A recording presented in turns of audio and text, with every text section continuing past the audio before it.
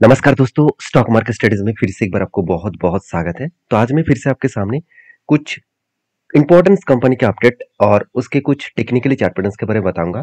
और आज आपको एक गुड अपडेट दिखाने वाला हूँ कि पेशेंट के साथ जो लोग हमेशा रहते हैं, अगर अच्छे कंपनी के ऊपर निवेश करके पेशेंट के साथ बैठे रहते हैं तो उसको किस तरीके से फायदा मिलता है, तो जरूर मैं आज आपके साथ शेयर करूंगा। तो इस वीडियो को पूरा लास्ट तक देखिए, क्योंकि कुछ गुड अपडेट्स मैं आपके साथ शेयर करूंगा।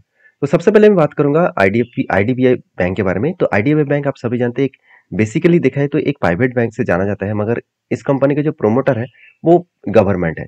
गवर्नमेंट मतलब इस कंपनी के ऊपर बेसिकली जो इन्वेस्टमेंट है एलआईसी के पास है, और दूसरा है प्रेसिडेंट ऑफ इंडिया के पास। तो प्रेसिडेंट ऑफ इंडिया के पास भी होल्डिंग्स है और एलआईसी के पास भी होल्डिंग है। खुद ही आप देख सकते हैं यहाँ पे जो प्रोमोटर है, इस प्रोमोटर के ऊपर जब भी क्लिक करेंगे तो आप देखेंगे तो एलआईसी लाइफ इंश्योरेंस कॉर्पोरेशन के पास 49% का होल्डिंग है। प्रेसिडेंट ऑफ इंडिया के पास कितना 45% का होल्डिंग है। मतलब बेस्ट तरीके से होल्डिंग, सबसे ज्यादा होल्डिंग प्रोमोटर के पास ही है। तो प्रोमोटर के पास जो होल्डिंग है वो 94% होल्डिंग है। तो कंपनी इस 90% होल्डिंग को कम करना चाहते हैं, तो इसके लिए जल्द से जल्द ओएफएस लेके आने वाले हैं। तो ओएफएस का मतलब क्या है? ओएफएस का मतलब है offer for sale. Offer for sale क्यों मतलब क्यों प्रोमोटर लेके आते हैं वो समझना जरूरी है।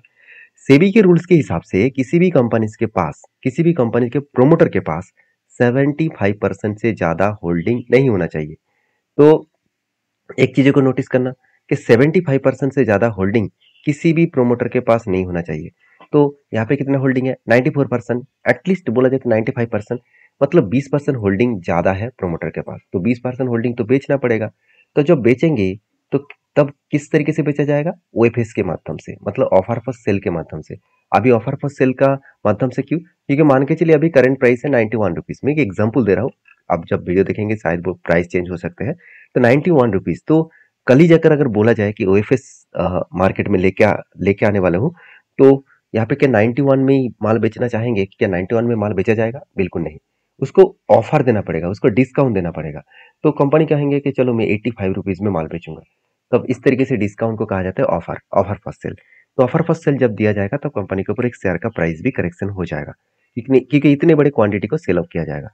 अभी मेन पॉइंट्स में चले आते हैं कि आईडीबीआई बैंक बहुत शानदार है, क्या सही में काम कर रहा है? देखिए, आईडीबीआई बैंक के कुछ इंपॉर्टेंस पॉइंट मैं आपके साथ शेयर करूंगा। पहले देखिए, कंपनी का कैपिटल एडुकेसी रेशियो जो हमेशा बैंकिंग के लिए 11% के ऊपर होना चाहिए, वो 20% के ऊपर यहाँ पे देखने को मिला है। नेट इंटरेस्ट मार्जिन जो 5.8 है, चलो ठीक है। ग्रॉस एनपीए जो 5% है और नेट एनपीए 0.44 है, मतलब दोनों ही ठीक है। सबसे मुझे जो बेस्ट पॉइंट लगा वो है कासा रेशियो। अभी कासा रेशियो होता क्या है? कासा रेशियो का मतलब है सीए मतलब करेंट अकाउंट और एसीए मतलब सेविंग अकाउंट। इस दोनों अकाउंट्स को मिलाकर कस्टमर के जो पैसा है जो बैंक्स में आते हैं वो कितना परसेंटेज है? 52%। मतलब कासा रेशियो से जितना पैसा बैंक्स में आए उतना ही बैंक का फायदा है। क्योंकि देखिए, बैंक अगर रिजर्व बैंक से लोन लेकर दूसरों को लोन दे तो उसको ज्यादा से ज्यादा इंटरेस्ट रिजर्व बैंक को देना पड़ेगा। मगर कासा रेशियो से अगर पैसा बैंक में आए तो सेविंग अकाउंट में कितना 3-3.5% इंटरेस्ट देना पड़ता है, और करेंट अकाउंट में तो कोई इंटरेस्ट नहीं देना होगा। तो कस्टमर से जो पैसा लिया हुआ पैसा है, उस पैसे से वो इजीली लोन देकर ज्यादा पैसा कमा सकते हैं। तो कहने का मतलब आप समझ चुके हैं। अभी इस कंपनी के ऊपर जो क्वार्टरली रिजल्ट है वो फाइनली आने वाला है, तो किस तरीके से रिजल्ट आएगा आप देख सकते हैं। साल भर की मैं बात करूं तो कंपनी देखिए 20,000 से 25,000 दिखा रहा है रेवेन्यूज। इंटरेस्ट भी कंपनी कंट्रोल में रखा है, एक्सपेंस को कंट्रोल में किया, और नेट प्रॉफिट 3,700 करोड़ से 5,300 करोड़ दिख रहा है। मतलब बेस्ट तरीके से एक रिजल्ट आने का चांसेस है। तो इसी कारण के वजह से मुझे लगता है कंपनी के ऊपर पहले से ही जर्नी होना स्टार्ट हो चुका है, और मैं पहले से ही एक ट्रेड लेके रखा हूँ। कुछ इस तरीके से पैटर्न बना, cup with hand pattern. Finally breakout होने के बाद यहाँ पे रिटेस्ट किया और होल्ड किया, उसके बाद देखिए ऊपर गया, टारगेट के नजदीक गया था, मगर उससे पहले ही करेक्शन हो गया। कोई बात नहीं, हमेशा तो होता रहता है। तो मेरा टारगेट अभी तक अचीव नहीं हुआ, क्योंकि मेरा टारगेट लेकर जो मैं चल रहा हूँ 101 रुपीज। तो हाँ, आप कहेंगे सर आपका तो टारगेट हो गया था, आसपास हो गया था, आपने एग्जिट क्यों नहीं किया? एक्चुअली मैंने एग्जिट इसीलिए नहीं कर पाया क्योंकि मुझे लग रहा था कि जिस तरीके से यहाँ पे होल्ड किया है, यहाँ से वो बाउंस बैक करेंगे, तो इसलिए मैं इंतजार किया। कोई बात नहीं, यहाँ से रीबैक करके फिर से वो टारगेट अचीव करेंगे। टाइम थोड़ा सा ज्यादा लगेगा, अगर टाइम भी लगे कोई फर्क नहीं है, क्योंकि 54% का टारगेट है। मैं टारगेट लेकर चला तो 1 साल का, और मुझे नहीं लग रहा कि 1 साल लगेगा, क्योंकि करंट जो एंटी लेवल से अगर मैं टारगेट करंट लेवल तक देखूं सिर्फ 240 दिन हुआ है। तो टाइम पीरियड तो ठीक है, टाइम पीरियड के अंदर ही टारगेट मिलने का चांसेस है। बाकी देखा जाएगा क्या होने वाला है। तो आपकी क्या राय है इस कंपनी के ऊपर? क्या आपके पास इस कंपनी की हिस्सेदारी है? मुझे जरूर कमेंट्स करके बताना। नेक्स्ट जो कंपनी है उसका नाम है जुबलियन फुटवर्क। देखिए इस कंपनी के ऊपर बहुत पहले से ही मैं एंटी लेके रखा हूँ और ऑलमोस्ट मेरा लॉसेस चल रहा है। तो लॉसेस किस बेसिस में चल रहा है, कहाँ पे मेरा एंटी है वो मैं दिखाऊंगा। उससे पहले कंपनी के ऊपर लॉसेस क्यों हो रहा है वो मैं आपको बता रहा हूँ। देखिए कंपनी का क्वार्टर रिजल्ट देखेंगे तो कंपनी के जो सेल्स का आंकड़ा है वो थोड़ा सा वोलेटिलिटी के आसपास था, बहुत ज्यादा वोलेटिलिटी था। 1300 करोड़ से सॉरी 1300 करोड़ का सेल्स से अभी देखिए अभी भी 1360 करोड़ 70 करोड़ के आसपास देखने को मिला। मतलब उतना ज्यादा हाई ग्रोथेबल सिचुएशन नहीं है। एक्सपेंस को कंपनी कंट्रोल करने के बाद कंपनी का नेट प्रॉफिट देखिए 80 करोड़ से 66 करोड़ बन चुके हैं। मतलब जो दिसंबर का रिजल्ट था वो रिजल्ट कुछ खास नहीं हुआ और यही कारण की वजह से शेयर में एक फॉल देखने को मिला। आप खुद ही देख सकते हैं जुबलियन फूड का जो एंट्री लेवल था वो कहाँ पे हुआ था। कुछ इस तरीके से लेवल में मैंने एंट्री लिया था। क्यों लिया? क्योंकि देखिए यहाँ पे क्या बना था, एक छोटा सा एक कप बना और 2 बार हैंडल बटन क्रिएट किया। फाइनली ब्रेकआउट हुआ और यहाँ पे ब्रेकआउट कंफर्मेशन हुआ। कंफर्मेशन होने के बाद जब भी रिटेस्ट किया तब मैंने क्या किया, एंट्री लिया। और एंट्री लेने के बाद देखिए कंपनी यहाँ पे ऊपर गया, एक स्ट्रांगली उसका रेजिस्टेंस फेस किया और बिग क्रैश हो गया। तो जब क्रैश हुआ था तब मैंने आपको ये भी बताया कि मेरा जो लेवल है वो लेवल 419 का जो लेवल है इस लेवल तक आने का चांसेस है। तो फाइनली इस लेवल तक आए, इस लेवल को टच किए, उसके बाद धीरे धीरे करके ऊपर जाने का कोशिश करें। तो मुझे लगता है इजीली वो टारगेट को अचीव कर पाएंगे। अचीव अचीव कर सॉरी इजीली टारगेट को अचीव नहीं कर पाएंगे, क्योंकि अभी अपकमिंग जो रिजल्ट है वो रिजल्ट किस तरीके से होने वाला है वो मैं आपको बता देता हूँ।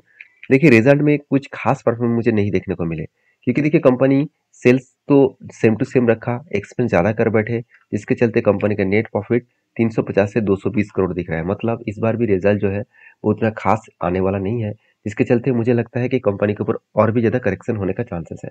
हाँ मैं जरूर कंटिन्यू करूंगा, क्योंकि जुबलेंट फूड कोई बेकार कंपनी नहीं है। एक दो क्वार्टर्स में कंपनी रिजल्ट खराब कर लिया है, इसका मतलब कंपनी खराब हो गया ऐसे सोचना भी गलत होगा। क्योंकि अगर कंपनी खराब होता क्या इंस्टीट्यूशन इस कंपनी के ऊपर बने रहते, इस बात को याद रखना। क्योंकि पब्लिक के पास होल्डिंग ही नहीं है, सारे के सारे माल एफएस और डीएस ने उठा के रखे हैं। अब इस कंपनी के ऊपर एक मजेदार बात आपके साथ शेयर करूंगा। मजेदार बात यही है कि कंपनी के ऊपर देखिए जो प्रोमोटर है उन्होंने क्या किया, इस बार कंपनी के ऊपर 5% होल्डिंग को प्लेजिंग किया। तो 5% प्लेजिंग किया और म्यूचुअल फंड ने क्या किया, इस बार क्वांटिटी को ऐड कर दिया, ज्यादा क्वांटिटी ऐड किया। पिछले बार 15.5% था, इस बार 19.5% ऐड किया। और एफएस ने क्या किया, कुछ क्वांटिटी को बेचा। 27% था, अभी 23% हो चुके हैं। और एक चीज मैं आपको यहाँ पे जरूर दिखाऊंगा कि म्यूचुअल फंड ने किस तरीके से लास्ट फ्यू मंथ्स में किस तरीके से परफॉर्मेंस किया। देखिए जनवरी से लेकर मार्च तक कंटिन्यूसली कंपनी के ऊपर अच्छा खासा बाइंग किया गया, अच्छा खासा यहाँ पे बाइंग किया गया। तो बेस्ट तरीके से बाइंग सिचुएशन देखने को मिला। बाकी इस कंपनी के ऊपर जो टेक्निकल चार्ट पैटर्न है वो तो मैं आपके साथ शेयर कर चुका हूँ।